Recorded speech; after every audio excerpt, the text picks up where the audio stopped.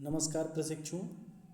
आज का हमारा कंटेंट है मूल्यांकन प्रविधियाँ एवं मूल्यांकन प्रविधियों का वर्गीकरण, जो डीएलएड, बीएड और एमएड थर्ड सेमेस्टर के लिए लखनऊ यूनिवर्सिटी के लिए बहुत ही महत्वपूर्ण कंटेंट है। आइए देखते हैं मूल्यांकन प्रविधियाँ।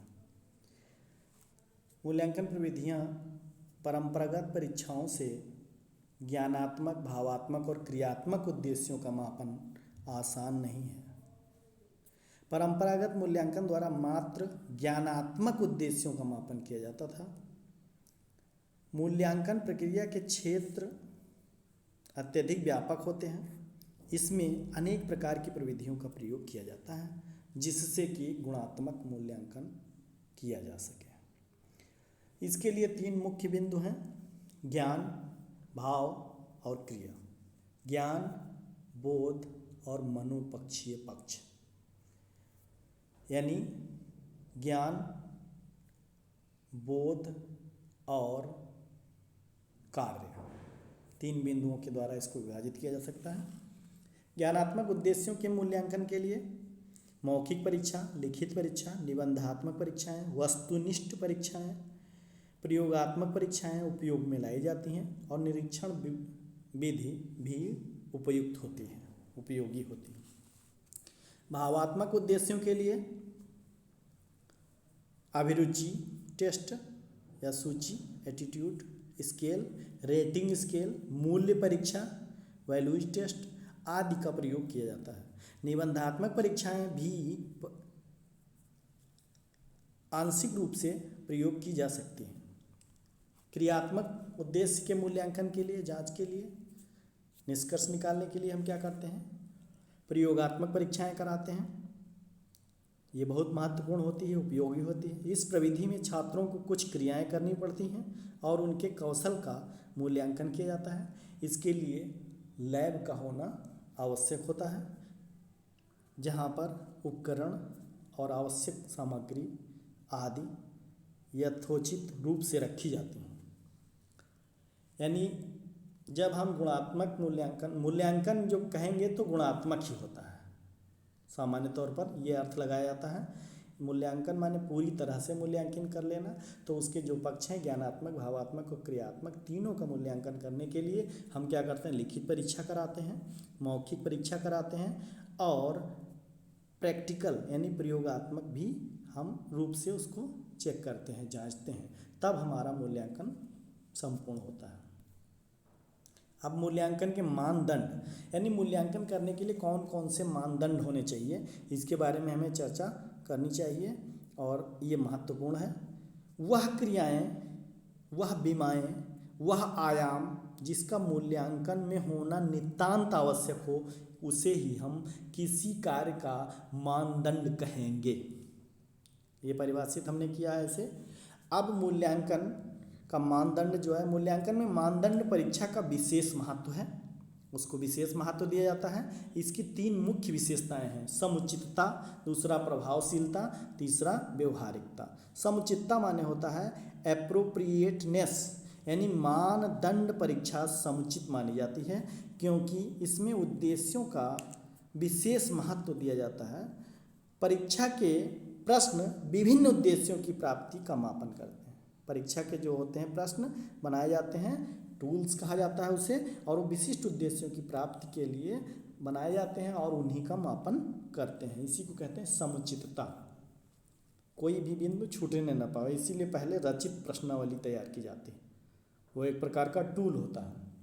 तो एक मानदंड हो गया, मानदंड के आधार पर उसको तय किया गया है। दूसरा बिंदु है प्रभावशीलता, इफेक्टिवनेस, अर्थात मानदंड परीक्षा के मापन का कार्य भली प्रकार करना चाहिए। परीक्षा विश्वसनीय तथा वैध तभी हो सकती है। तीसरा बिंदु है व्यवहारिकता, प्रैक्टिसिएबिलिटी, यानी प्रैक्टिस में कोई चीज़ नहीं आएगी, व्यवहार में नहीं आएगी, कार्य स्वरूप में नहीं आएगी तो वह व्यर्थ हो जाएगी। इसीलिए इसका मानदंड रखा गया।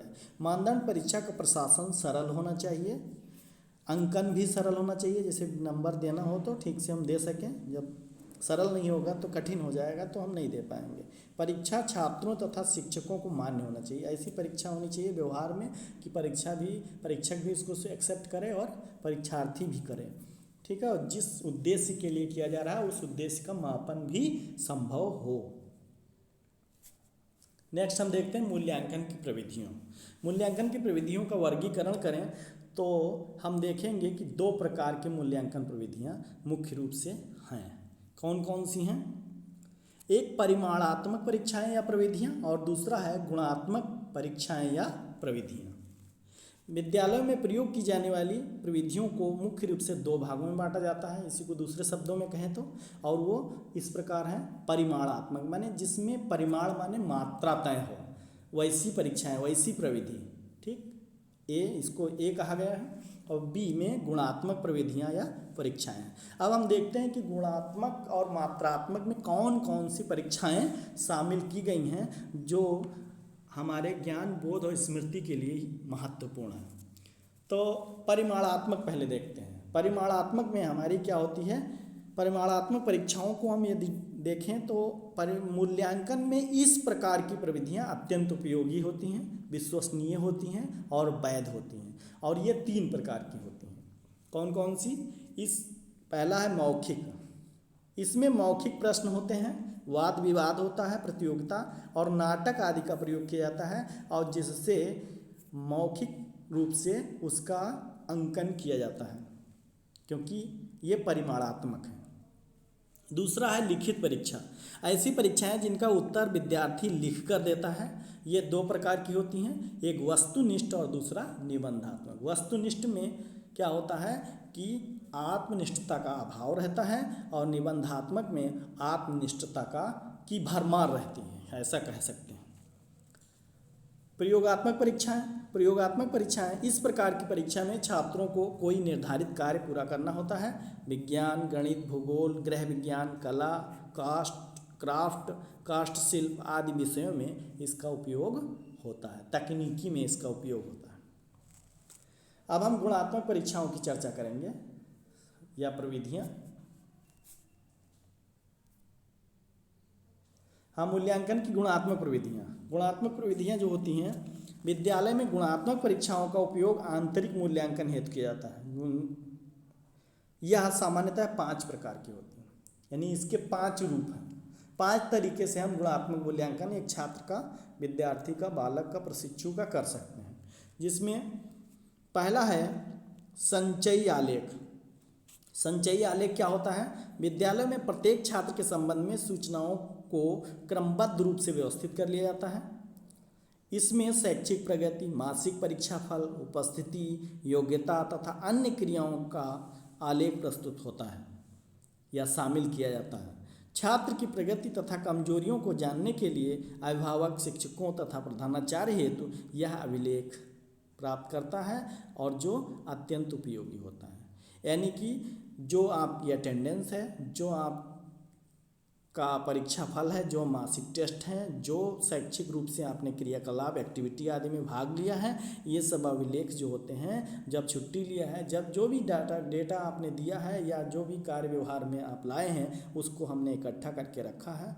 और इकट्ठा करने के बाद जब उसका हम मूल्यांकन करते हैं तो हम पाते हैं कि आप कितने भगेड़ू हैं, आप कितने पंचुअल हैं, आप कितने परीक्षा में किस प्रकार से कितने अंकों तक गए हैं, शीर्ष स्तर पर कब रहे, कब क्या है। ये संचयी आलेख है जो आपके सारी गुणता को प्रकट कर देता है। दूसरा है एनेक्डोटल आलेख। ये होता है, इसमें बालकों के व्यवहार से संबंधित महत्वपूर्ण घटनाओं, कार्यों का वर्णन किया जाता है। इन कार्यों का तथा घटनाओं का रिकॉर्ड सही रूप से तैयार कर लिया जाता है। इसमें निरीक्षण करने वाले छात्र की रुचियों, झुकावों को उत्पन्न करने वाले घटकों का भी उल्लेख किया जाता है, जिसके आधार पर छात्रों का सामान्यीकरण किया जा सकता है और उसे निर्देशन दिया जा सकता है।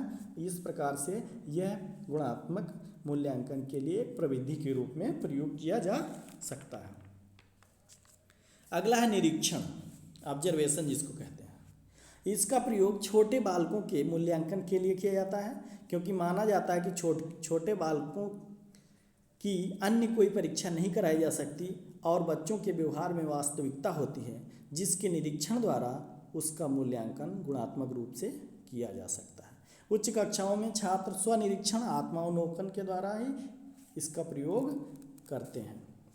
जांच सूची, जांच सूची जो होता है चेकलिस्ट जिसको कहते हैं, जांच सूची का प्रयोग अभिरुचियों, अभिवृत्तियों तथा भावात्मक पक्ष के लिए किया जाता है। इसमें कुछ कथन दिए जाते हैं, उन कथनों के संबंध में छात्रों को हाँ या ना में उत्तर देना होता है। इस प्रकार के कथनों की सूची की रचना करते समय स्पष्ट उद्देश्य बना लेना चाहिए और प्रत्येक कथन को किसी विशेष उद्देश्य का मापन करना चाहिए। जैसे आपको शिक्षण सोपानों का स्मरण करने में रुचि है, हाँ या नहीं, बालक उत्तर देगा, लिख देगा। आप पाठ्य योजना में रुचि लेते हैं, हाँ अथवा नहीं। आपको कक्षा शिक्षण में आनंद मिलता है, हाँ अथवा नहीं। इस प्रकार की जांच सूची द्वारा छात्र या छात्राध्यापक की शिक्षण रुचि जानी जा सकती है और उसका मूल्यांकन किया जा सकता है। इसलिए गुणवत्तापरक मूल्यांकन की प्रविधियों में से शामिल किया गया है। अगला है रेटिंग स्केल। इसमें कुछ कथन दिए जाते हैं, उसका 3, 4 या 7, 3, 5 या 7 बिंदुओं तक रेटिंग करने के लिए छात्रों को कहा जाता है। इसका उपयोग उच्च कक्षाओं में किया जाता है क्योंकि छोटी आयु के बालकों में निर्णय शक्ति अल्पतम या नहीं के बराबर होती है। रेटिंग मापनी के कथन स्पष्ट तथा विशेष व्यवहारों से संबंधित होना चाहिए, ये बात हमें ध्यान देनी चाहिए। अब हम सार रूप में देखें तो मूल्यांकन प्रविधियाँ जो होती हैं परंपरागत रूप से हमारे जो मूल्यांकन प्रविधियाँ थीं वो हमारे गुणवत्ता को मापने में अक्षम थी और भावात्मक, क्रियात्मक और ज्ञानात्मक उद्देश्यों की पूर्ति कर पाना उनके लिए संभव नहीं था। इसलिए हमने अब मूल्यांकन शब्द एक नवाचार प्रयोग किया है। नवाचार के द्वारा हमने तमाम नई प्रकार की प्रविधियों का विद्वानों ने खोज की, शोध किया और उसमें तीनों पक्षों के उपयोग के लिए 3 प्रकार की परीक्षाएं या प्रविधियां इजाद की, जो ज्ञानात्मक उद्देश्य के लिए मौखिक, लिखित और निबंधात्मक परीक्षाएं हैं।